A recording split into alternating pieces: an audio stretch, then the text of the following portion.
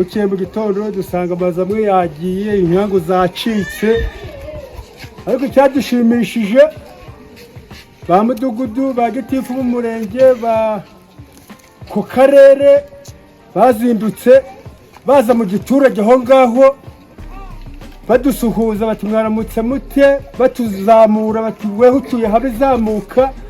Turazamuka badushyira mu nsengero, abandi batuzana hano baraduhumuriza, baratwakira. Yenda nkatwe b'abasaza tubonana akamatora barakazanye, benshi twararaga ku bishihe,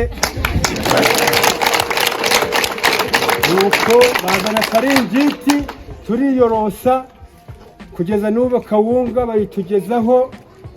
Yewe n'abanyabuzima ejo bundi bahise bateraho ibinini bati inzoka zitazabica, barabiduha. Nugera i Kigali rwose umudushimire, umuduhoberere, ububwire ati abantu bo mu Ngororero bati uhora ubitaho buri gihe, ati turagushimye uzahore ku ngoma.